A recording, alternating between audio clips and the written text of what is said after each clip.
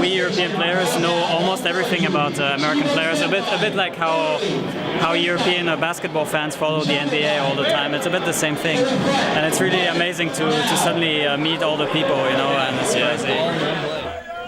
Armada cheering alongside Captain Jack. I'm sitting there doing commentary next to Doggy Salmon. No, yeah. Those guys. Shout out to wait, what? These murmurs start echoing through the crowd.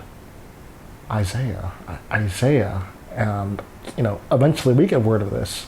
They're trying to get Isaiah up. The hype was building that entire time. It's like you put a lid over a boiling pot, and eventually it's going to bubble over. So the crowd is chanting his name, and eventually he walks in, and everyone's just looking around like this is going to be Isaiah versus Captain Jack in the year 2012. This is like the best moment of my life. And then the match begins. Okay, here we go. This is Isaiah against Captain Jack. You know, I always wanted to do this. Isaiah! That's pretty bad. You need to wait for him to do something, though. Right now, he's just kind of rolling around, getting slapped in the face. He's not getting hit. Oh, he's getting hit with needles. I was say, what? He got slapped. All right. Captain Jack just constantly charging needles and throw them at Isaiah. Isaiah's remembering how to play this game. Yeah, it's been a while. He literally just got off of Smash 64, so he probably needs to remember some things, you know. When he wants to, he's going to turn up the jets.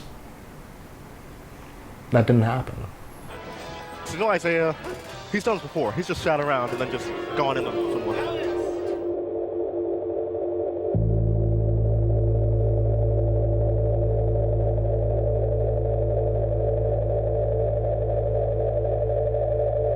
Look at all these needles, all these stocks. Why Don't get four stock, Isaiah. Don't get four stock. Please don't. Don't get hit. I don't believe you, Isaiah. The crowd is stunned. That was In hindsight, that was as Isaiah as anything Isaiah's ever done.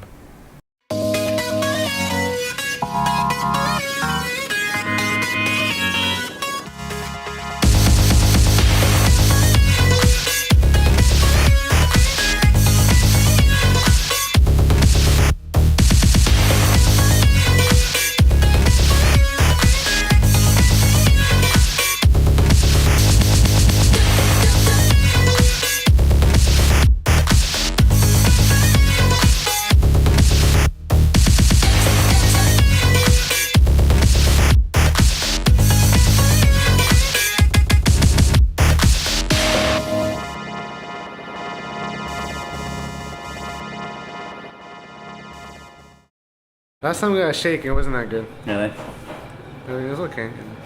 What kind of shake you get? I got strawberry. I'm gonna get smoothie this time though. My favorite food is in Manhattan.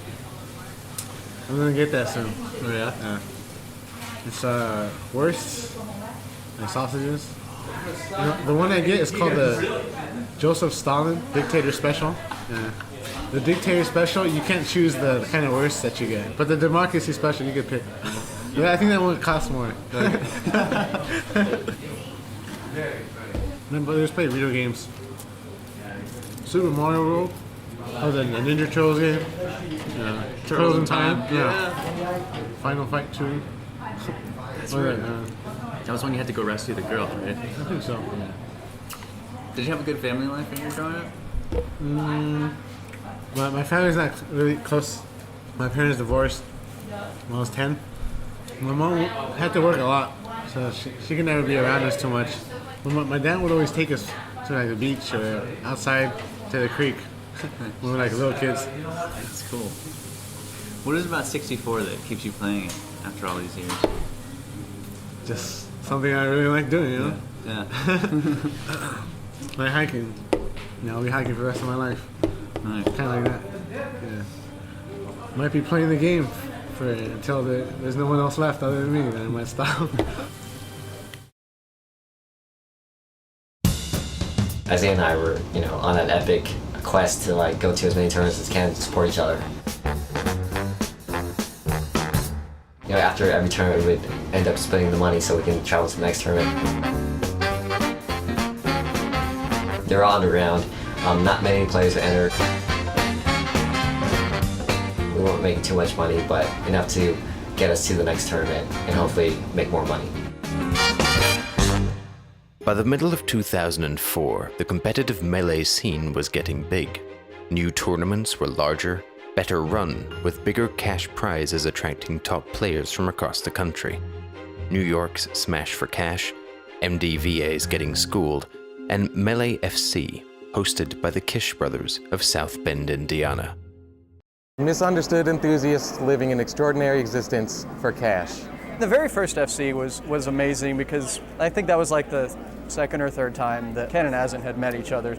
Like that rivalry was really starting to heating up at that point. I didn't get to go to FC, and I was really regretting it because it ended up being huge and like a massive success. And the top three was Ken, Azen, and Isaiah again, which was crazy. I think those three in particular, Ken, Azen, and Isaiah, were just a level or two above everybody else, just absolutely without question. FC also gave birth to a new type of group competition, known as a crew battle. Kish Squared had seen something similar in animes like Yu Yu Hakusho and Flame of Recca, and wanted to try it as an event in Melee. A crew of players would pool their stocks together and compete against other crews, planning lineups and character selections to counter opposing lineups. At FC, a West Coast crew lined up to face an East Coast crew for the first time. The West Coast crew ended up being Ken, Isaiah, Mike and Jared from Canada, and me. I went first against Wes and did all right. After me came Jared. He got a stock or two from Wes, but then he lost all of his also. Then was Mike from Canada. He finally eliminated Wes, and then he had to fight Oro Samus. He lost too many stocks against Wes to really be able to make much of a dent in Oro. So then it was just Ken and Isaiah against Oro's last stock, husband and wife, and Dave and Azen. And so Isaiah just went into beast mode. He went try hard.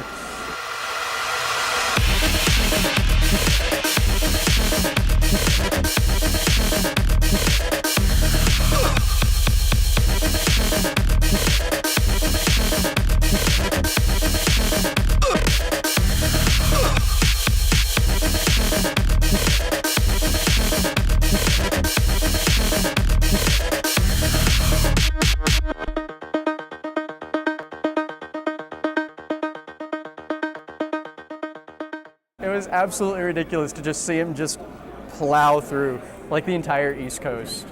Falcon wasn't a very well-used character back then. The aggressiveness and the speed and the combos and everything that goes with that character, scary. So it was probably more scary than a lot of other players just because he used Falcon, just because he was going to knee you 3 times and kill you in like one crazy combo. People weren't really used to that back then. He's one of the most technical old school players I know, like till this day. Like he's even more technical than Ken or everyone. It's just that, so sometimes he'd be over aggressive and that'll probably be his downfall. Falcon players, they don't play to win, they play to have fun. Show me your moves. Everyone cheers for the Falcon player.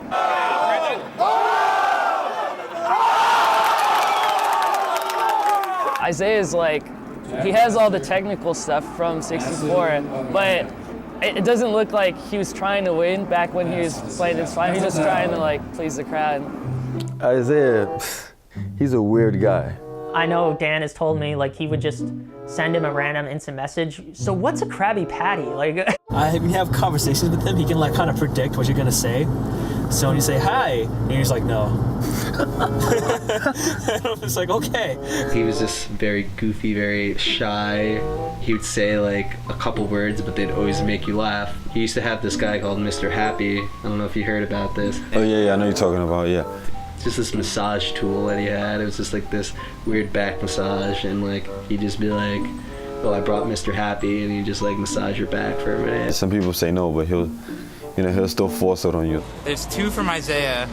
That feels good. It felt good. I'm not gonna lie.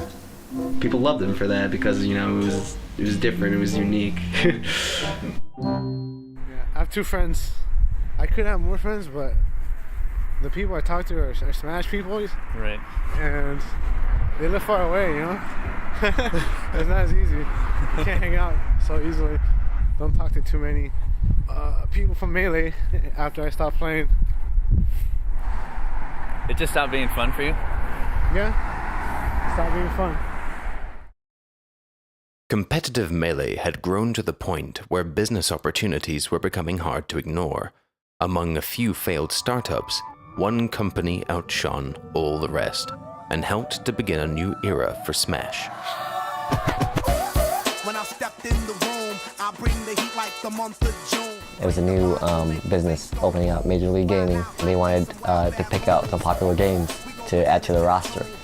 Usually at tournaments, I'd have to win doubles and singles to get like $800. If I was just to win singles alone, that's $1,000. They had the legit amount of prize money with these extra goodies for winning as well. There was MLG girls going around, you know, giving hugs and whatnot. They had all these like hot chicks lined up, giving out goodies. Like we took our pictures with them, which I thought was awesome at the time.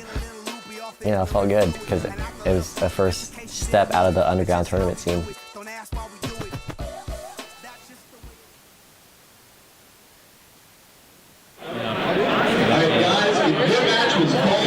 Are you going to use that footage for... Who's he teaming with? I don't. Vans? Yeah. Not Vans like the beach player. Vans like she's a girl. Oh, really? Yeah. Wow. I thought it was the beach player. Oh, I've seen it. That Asian chick? Yeah. Remember her? Vaguely. She went to Super Chan combo. Yeah, I remember her barely. She has glasses? Yeah.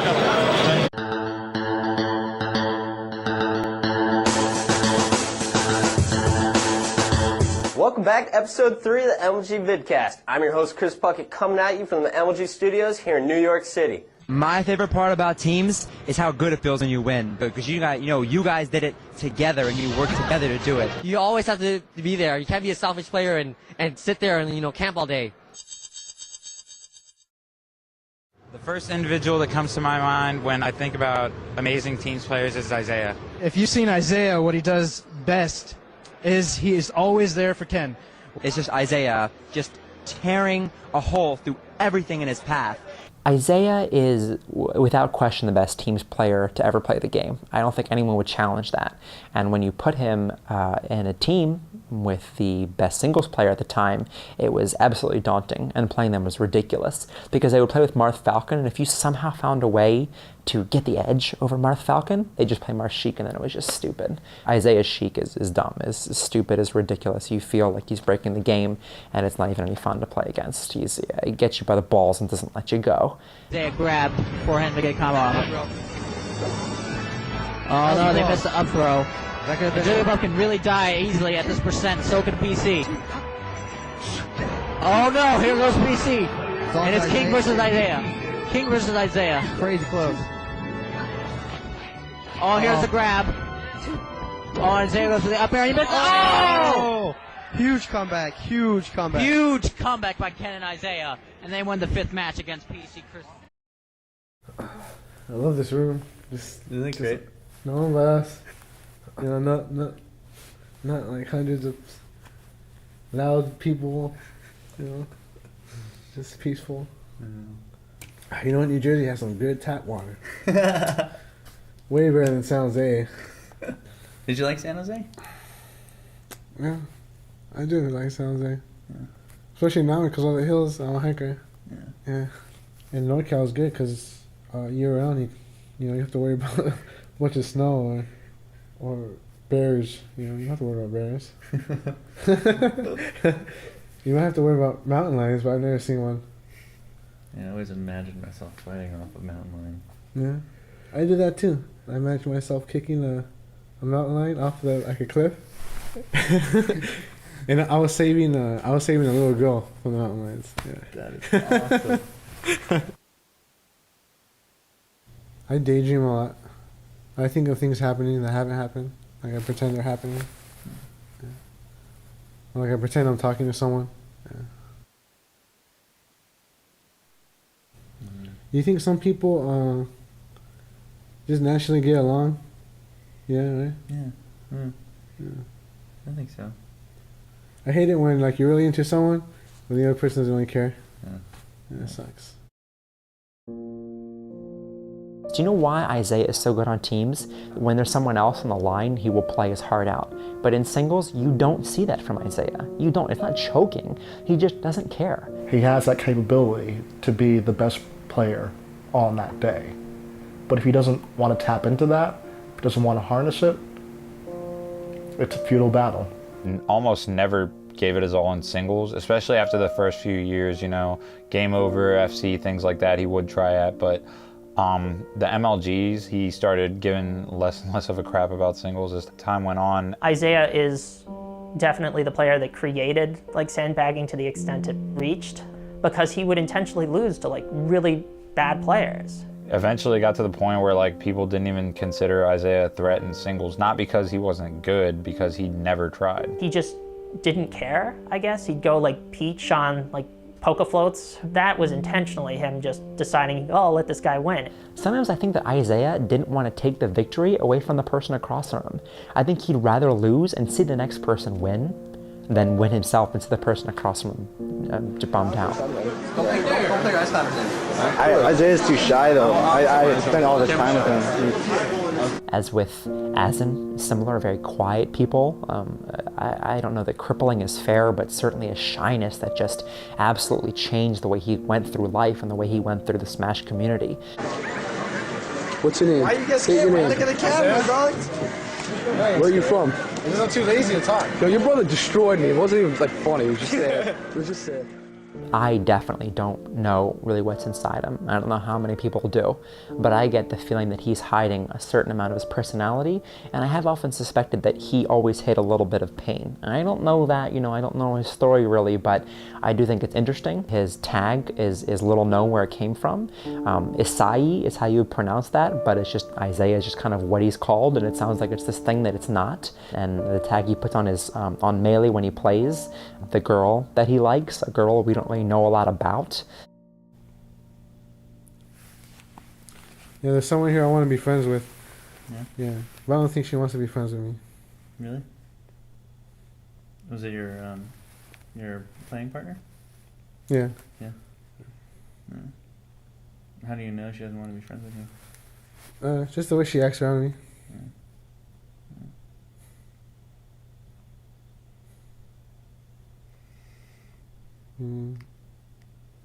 I have low self-confidence. Yeah. I'm always nervous when I talk in front of people. Yeah? Yeah. Public speaking is the #1 fear phobia in the country. Yeah, people like to say that. I'll say that's the #1 response to that fear. Even as the team of Ken and Isaiah continued undefeated, their singles careers slowly diverged. Besides an anomalous 9th place finish at TG6, Ken continued to place first at every major tournament he attended. By the end of 2004, Ken had won the MLG National Championship in New York and was the #1 ranked player in the country. But for Isaiah, the singles bracket was becoming a burden. He's very weird in the aspects of competing in 1v1. He doesn't really want to try too hard. Every single time I beat him, I usually would apologize and be like, oh, sorry, Isaiah, or something like that, because I know he's not always playing his best against me or anybody that he likes or his friends he would play his best against. The two teammates stepped into 2005 and the first tournament of the year, an independent major based out of Dallas, Texas, called The Most. It would be a notable tournament for several reasons. The state-of-the-art projector, the stadium-like seating for the finals, and for the first time ever, Isaiah would give it his all against Ken. I don't think the East Coast players wanted to go to that, so it was basically me and Isaiah against the Midwest and Caveman, Rob, and Zulu. Cave and Rob and Benny were our best players, and so we'd have them fight Ken and Isaiah to see if they could do something. And they could not do it. So we had Ken and Isaiah finals. The winner of most three got a cape. It was a black cape, and there was a big, silver kind of sword design on the back of it. And so I think Isaiah really won that cape, because he played to win.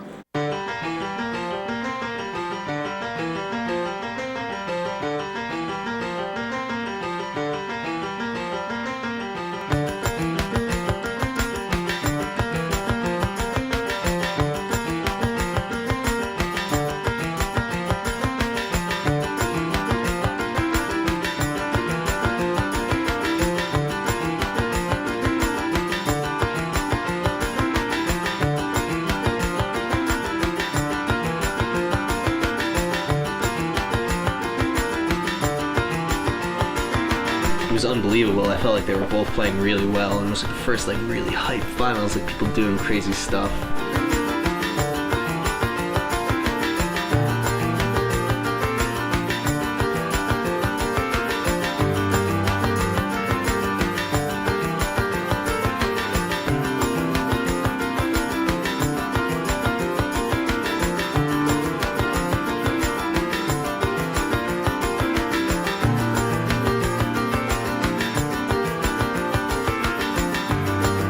Everyone usually kind of played scared in finals, and they were just going at it.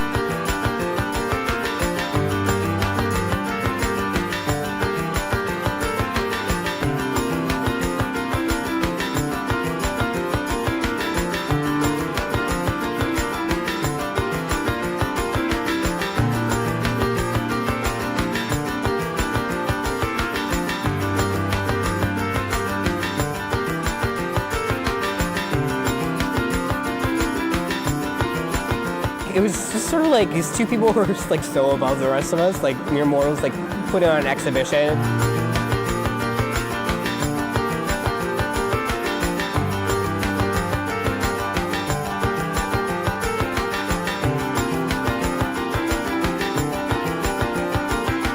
Coming up from a 2-0 deficit, the odds are never in your favor.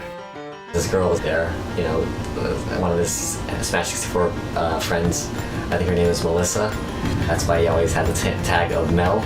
You know, sometimes you have an additional reason to put a little extra.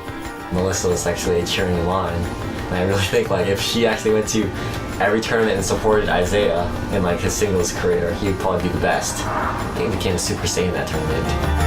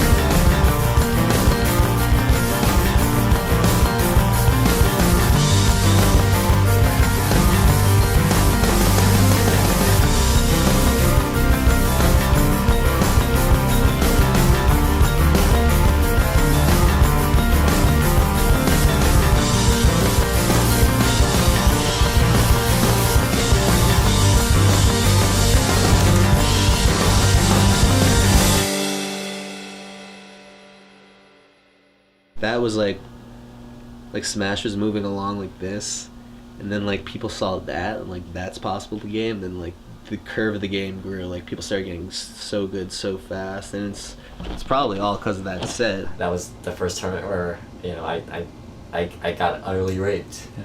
Like it was kind of close, but let's be honest, I got raped by Isaiah. Now it's kind of standard, I guess, as a Falcon player. But back then, like, we never saw people moving around like that, and everyone used to love watching him. People would just talk about him playing. Like, we just talk about Isaiah for like 2 hours. And that seemed to be the case with New York. Like, Ken was known as the best, but we'd always talk about Isaiah. Yeah, life can be tough. I haven't had a tough life, though. I've had an easy life.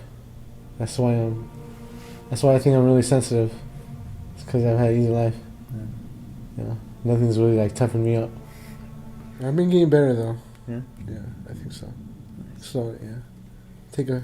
Maybe like a few more years. Some things take more practice than others to be good at. Yeah. After most 3, Isaiah for the most part returned to his old ways. but his spectacular performance against his teammate and the #1 ranked Smasher turned him into a legend. When asked by those seeking advice, Isaiah responded simply with a phrase which would soon become a mantra: "Don't get hit." I used to have a shirt that said it. Wait, I might still have it. Did you really? I don't know if I still have it. I would not be surprised if it's gone. He has this thing about him where, at least in his prime, it seemed like he could literally pick when he wanted to win. Like he could just decide, okay, now I want to win, and he could win that match if he felt like it. I'm sure like a lot of old school players will tell you this as well. He had this kind of aura about him that just seemed unbeatable if he felt like it, which, you know, didn't happen too often. But that's also why he was such a monster in teams, because he always tried in teams. You know, because I guess he didn't want to let his teammate down or whatever. In the future, what do you see yourself doing? Still be hiking, playing SSB, hopefully making friends.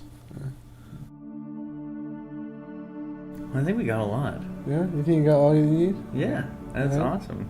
Yeah, this is me, Isaiah, Smash guy, I guess.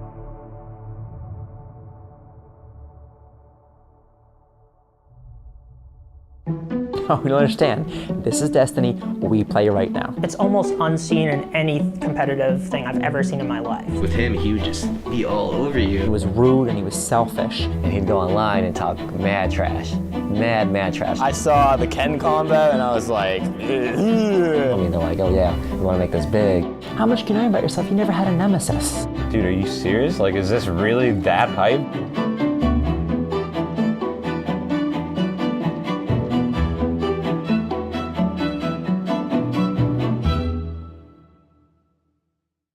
After Isaiah won, he gave the cape to Mike G.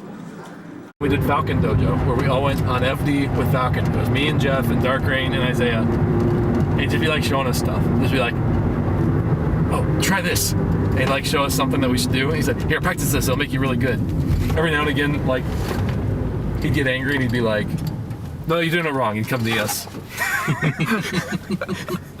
He went to Hayato's house at one point. I guess Hayato was getting in a fight with his parents, and Isaiah just walks into the room and goes, oh, no, and then he runs away.